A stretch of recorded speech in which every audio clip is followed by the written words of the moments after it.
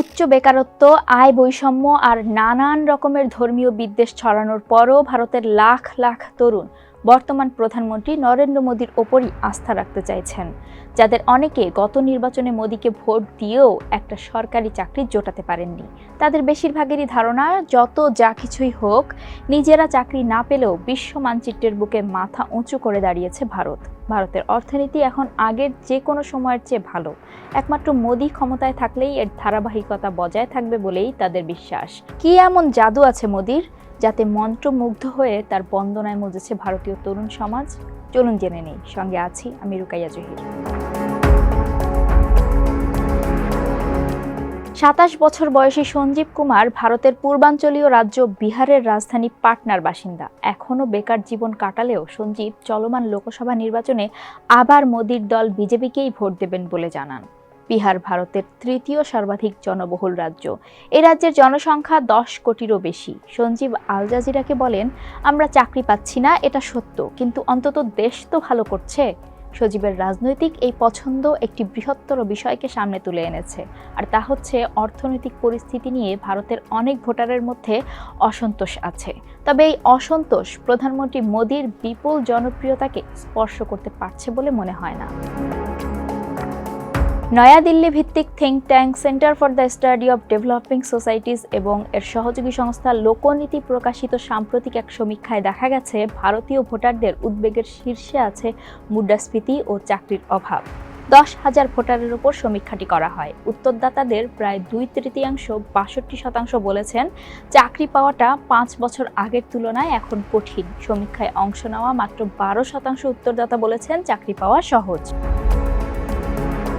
মূল্যস্ফীতি সম্পর্কেও প্রায় একই ধরনের মতামত সমীক্ষায় উঠে এসেছে। উত্তরদাতাদের 71% বলেছেন গত 5 বছরে নিত্য প্রয়োজনীয় পণ্যের দাম বেড়েছে। তবে একই সমীক্ষায় আরও দেখা গেছে, মোদীর প্রতি ভোটারদের বিশ্বাস অনেকাংশেই অটুট আছে। প্রায় 2/3 উত্তরদাতা বলছেন তারা বর্তমান নির্বাচনে বিজেপিকে ভোট দেবেন। ভোটার ও বিশ্লেষকরা বলছেন এখানে অনেকগুলো কারণ আছে, যেমন মোদীর অধীন ভারতের বৈশ্বিক অবস্থানের ক্রমবর্ধমান উন্নতি হয়েছে বলে ভোটারদের মধ্যে ধারণা তৈরি হয়েছে।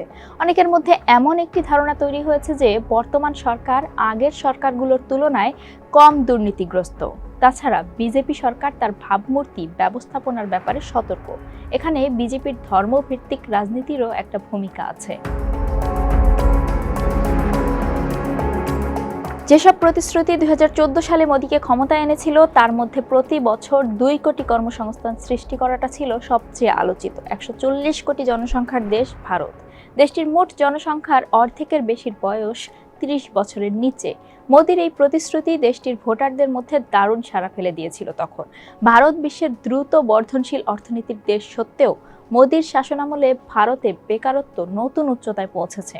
ইন্টারন্যাশনাল লেবার অর্গানাইজেশন ILO ও ইনস্টিটিউট ফর হিউম্যান ডেভেলপমেন্ট চলতি বছর একটি প্রতিবেদন প্রকাশ করেছে। এতে বলা হয়, ভারতের বেকার জনসংখ্যার 83%ই তরুণ। তাদের 2/3 মাধ্যমিক বা তার চেয়ে উচ্চতর ডিগ্রিধারী। ভারত সরকার অবশ্য তথ্যের অসঙ্গতির অভিযোগ তুলে এই প্রতিবেদনটি প্রত্যাখ্যান করেছে। অবশ্য মোদী সরকার গত বছর স্বীকার করেছে, বিভিন্ন সরকারি বিভাগে প্রায় 10 লাখ পদ খালি রয়েছে। এর মধ্যে সর্বোচ্চ 2,90,000 পদ শুধু রেলওয়েতেই ফাঁকা।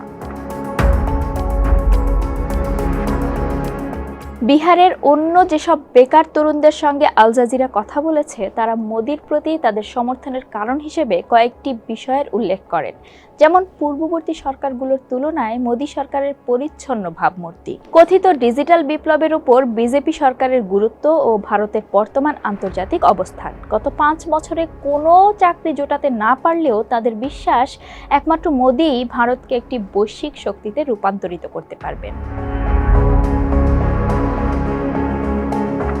তরুণদের ধারণা, আন্তর্জাতিকভাবে ভারতকে একটি উদীয়মান পরাশক্তি হিসেবে দেখছে বিশ্ব। যদিও চীন ঠেকানোর চেষ্টা করছে, তা সত্ত্বেও বৃহত্তম গণতন্ত্রের দেশ হিসেবে ভারত জাতিসংঘের নিরাপত্তা পরিষদের স্থায়ী সদস্য হওয়ার জন্য জোর প্রচেষ্টা চালিয়ে যাচ্ছে।